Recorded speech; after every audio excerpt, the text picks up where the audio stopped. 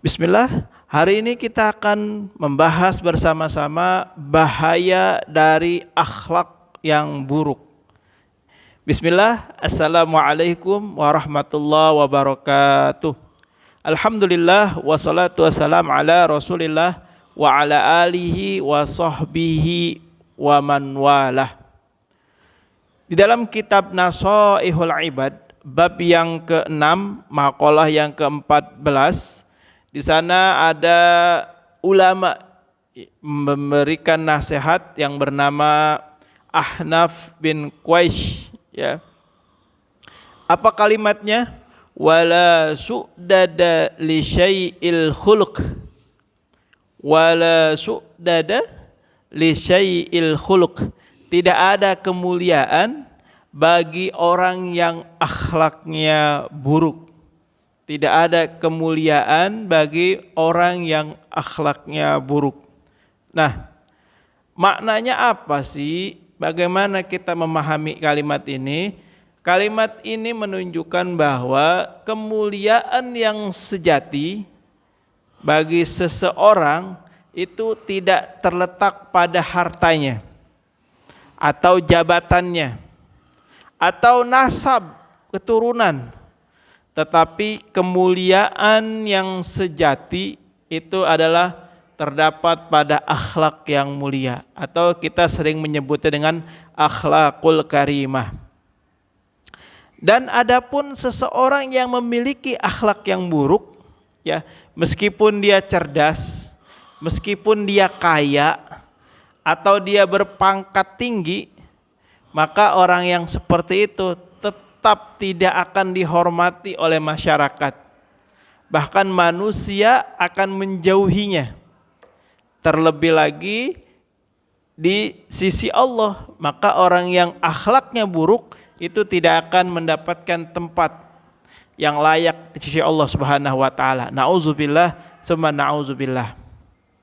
Nah, di dalam Al-Qur'an ada ayat yang khusus menyatakan bahwa ayat ini memberikan keteladanan yang diteladani oleh Rasulullah buat kita sebagai umatnya.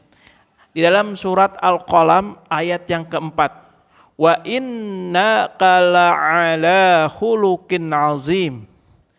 Dan sesungguhnya engkau wahai Muhammad, kata Allah, benar-benar berada di atas akhlak yang agung. Ya, tentu ini sebagai sebuah dalil bahwa Rasulullah SAW itu diakui kemuliaannya itu karena akhlaknya yang agung, bukan karena kekuasaan, bukan karena keturunan, bukan karena jabatan, bukan karena kepintarannya, bukan karena kecerdasannya, bukan karena jabatannya, tapi karena akhlak yang agung. Ini sangat jelas sekali. Kemudian ada pula hadis Rasulullah yang diriwayatkan oleh Imam Tirmidzi, inna min khiyarikum ahsanakum akhlaqa. Sesungguhnya orang yang paling baik di antara kalian, di antara kita nih manusia, adalah yang paling baik yang paling baik akhlaknya. Nah, terus ada lagi di hadis yang lain dikatakan, hadis riwayat Ahmad dan Abu Daud, qala Rasulullah sallallahu alaihi wasallam, ma min syai'in yudha'u fil mizan asqalu min husnil khuluq. Ini jelas banget ya, lihat kalimatnya. Tidak ada sesuatu yang lebih berat di atas timbangan nanti di akhirat daripada akhlak yang baik. Ini kalau kita kalau kita kaitkan dengan ibadah, maka tidak ada ibadah yang mampu mengalahkan akhlakul karimah. Kenapa? Karena akhlakul karimah merupakan buah daripada ibadah itu sendiri. Maka bisa dipastikan orang yang ibadahnya baik, ibadahnya sempurna, maka akhlaknya, budi pekertinya itu juga akan baik. Nah, orang yang memiliki akhlak yang buruk itu sama dengan hilang wibawanya. Seseorang yang suka marah, berkata kasar atau berbuat kasar, suka memfitnah, suka menghina, suka menyombongkan diri, atau merendahkan orang lain, atau yang lagi banyak dibicarakan membuli. Nah, ini merupakan akhlak yang buruk semuanya. Lambat laun semua manusia lain terhadap orang yang suka marah, suka kasar, suka menghina, suka memfitnah, suka menyombongkan diri atau berbuat hal yang menyakiti orang lain, maka secara umum manusia di sekitarnya akan menjauh.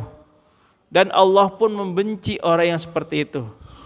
Makanya ketika Allah membenci seseorang, itu ditandai dalam masyarakat kita, orang tersebut akan dijauhi oleh orang lain. Nah, itu salah satunya ya.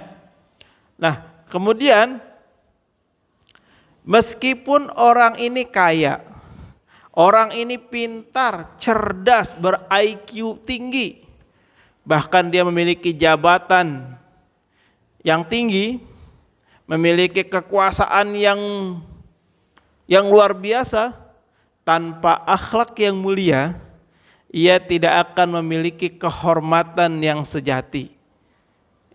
Dia tidak akan mendapatkan kewibawaan yang sebenarnya. Kenapa? Karena kewibawaan yang hakiki itu hanya muncul dari orang yang memiliki akhlak yang mulia. Kemudian kalau kita lihat nasihat dari para ulama salaf, qala ba'du salaf, telah berkata sebagian ulama salaf, la dina liman la khuluqa lahu. Tidak dikatakan beragama bagi siapa? Bagi mereka yang tidak memiliki akhlak. Ini jelas banget. Jadi ngaku agamanya Islam, ngaku beriman kepada Allah, beriman kepada hari akhir, tapi akhlaknya buruk, maka kata ulama, orang yang seperti itu tidak dikatakan beragama atau tidak sempurna agamanya. Nauzubillah summa nauzubillah. Nah, kalau kita lihat apa sih sebenarnya dampaknya? Mengapa kita harus memiliki akhlak yang mulia? Karena akhlak yang mulia adalah inti dari kemuliaan manusia. Jadi kalau bicara manusia, maka inti dari manusia itu adalah akhlak yang mulia. Kalau ada manusia yang memiliki akhlak yang mulia, berarti itulah manusia yang sebenarnya. Terus yang kedua, orang yang akhlaknya buruk itu tidak akan dihormati di dunia, dan nanti di hari akhirat dia akan terhina. Orang yang memiliki akhlak yang buruk di dunia dihinakan oleh manusia, di akhirat dihinakan oleh Allah Subhanahu wa taala. Yang terakhir, maka dari itu perbaiki akhlak, ya, perbaiki akhlak. Yang mana ketika kita memperbaiki akhlak, itu bukan sekedar mengejar popularitas atau mengejar jabatan, atau bahasa kerennya nih zaman sekarang, memperbaiki akhlak hanya untuk pencitraan. Jangan. Jadi pencitraan itu bagus ketika itu memang real seperti itu. Tapi kalau pencitraan itu mengada-ngada, itu jatuhnya pembohongan publik, pembodohan. Nah ini bisa banyak tuh kalau mau diadukan kepada pemerintah itu bisa kena pasal berlapis. Kalau bicara hukum pemerintahan, orang yang melakukan pembohongan publik itu kena hukum berlapis. Banyak pasal yang akan menjeratnya. Tapi dalam agama orang yang suka berbohong ya itu akan terhina di dalam interaksi sosialnya dan terhina juga ketika wafatnya dan lebih-lebih ketika menghadap Allah Subhanahu wa taala. Ada sebuah doa yang ini terkait dengan akhlakul karimah. Mungkin di antara kita sudah umum di dalam membaca doa ini. Kalau sering kita lihat ketika doa bercermin, Allahumma kama hasanta khalqi fahassin khuluqi. Ya Allah, sebagaimana Engkau telah memperindah rupaku, ya, maka perindahlah akhlakku. Hadis ini diriwayatkan oleh Imam Ahmad. Sekali lagi, mari kita perbaiki akhlak kita. Akhlak ini meliputi ucapan, meliputi perbuatan, meliputi sikap. Kalau kita bingung bagaimana cara memperbaiki akhlak, mulai dengan memperbaiki sholat.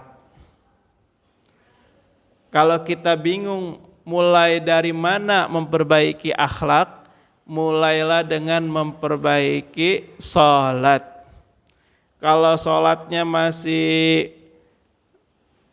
ditunda-tunda, mulailah sekarang kita sholat tepat waktu. Kalau dulu mungkin sholatnya sering ditinggalkan, mulai sekarang dikerjakan semuanya.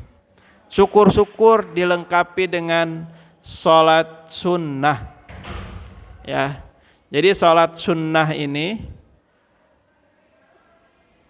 mampu dilakukan oleh mereka yang sudah bagus dalam menjalankan sholat wajib. Ya, kalau sholat wajibnya sudah bagus, maka dia akan semangat mengerjakan sholat sunnah.